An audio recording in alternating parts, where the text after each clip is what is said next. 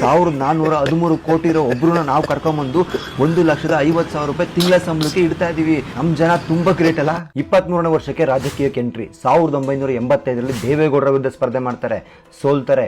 ಆದ್ರೂ ಕೂಡ ಹೆಸರು ಮಾಡ್ತಾರೆ. 1989 ಫಸ್ಟ್ ಟೈಮ್ MLA ದೇವೇಗೌಡರ ವಿರುದ್ಧ ಸ್ಪರ್ಧೆ ಮಾಡಿದ್ರು ಅನ್ನೋ ಒಂದು ಹೆಸರು. ಬಂಗಾರಪ್ಪ ಸಂಪುಟದಲ್ಲಿ ಬಂದಿಖಾನೆ ಮಿನಿಸ್ಟರ್ ಆಗ್ತಾರೆ. Major turning point 1999 SM Krishna ಅವರ ಸಂಪುಟದಲ್ಲಿ ಬೆಂಗಳೂರು ನಗರಾಭಿವೃದ್ಧಿ ಸಚಿವರಾಗ್ತಾರೆ. ಚೆನ್ನಾಗಿ ಅಭಿವೃದ್ಧಿ ಮಾಡ್ತಾರೆ.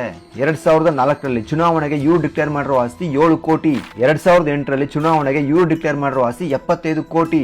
ಆಮೇಲೆ 2013ರಲ್ಲಿ ಇವರು ಚುನಾವಣೆಗೆ ಡಿಕ್ಲೇರ್ ಮಾಡಿರೋ ಆಸ್ತಿ 251 ಕೋಟಿ. 2013ರಲ್ಲಿ ಪವರ್ ಮಿನಿಸ್ಟರ್ ಆದ್ರು. 2017 ಇವ್ರಿಗೆ ಕರಾಳ ದಿನ. ಇವ್ರು ಮಾಡಿರೋ ಅಭಿವೃದ್ಧಿನ ಸಹಿಸಕ್ಕಾಗದೆ ಅಪೋಸಿಷನ್ ಪಕ್ಷದವರು ED IT ದಾಳಿ ಮಾಡಿಸಿದ್ರಂತೆ. 50 ದಿನ ಜೈಲಲ್ಲಿದ್ರು. ಬಗ್ಲಿಲ್ಲ ನಮ್ ಬಂಡೆ. ಆಚೆ ಬಂದ್ರು. ನಮ್ ಜನ ಭರ್ಜರಿಯಾಗಿ ವೆಲ್ಕಮ್ ಮಾಡಿದ್ರು. ಸ್ಟೇಟ್ ಕಾಂಗ್ರೆಸ್ ಪಕ್ಷದ ಅಧ್ಯಕ್ಷರಾದ್ರು. 2018ರಲ್ಲಿ 840 ಕೋಟಿ ಆಯ್ತು ಇವ್ರ ಆಸ್ತಿ. ಇದು ಅಫಿಷಿಯಲಿ ಡಿಕ್ಲೇರ್ಡ್. 2023 ಇವರ ಆಸ್ತಿ 1413 ಕೋಟಿ ಆಯ್ತು. ಇದು ಅಫಿಷಿಯಲಿ ಡಿಕ್ಲೇರ್ ಮಾಡಿರೋದು. 2023ರಲ್ಲಿ DCM ನಾಳೆಗೆ CM ಆಗ್ತಿದ್ದಾರೆ. 1413 ಕೋಟಿ ಇರೋ ಒಬ್ರನ್ನ ನಾವು ಕರ್ಕೊಂಡ್ಬಂದು 1,50,000 ರೂಪಾಯಿ ತಿಂಗಳ ಸಂಬಳಕ್ಕೆ ಇಡ್ತಾ ಇದೀವಿ. ನಮ್ ಜನ ತುಂಬಾ ಗ್ರೇಟ್ ಅಲ್ಲ.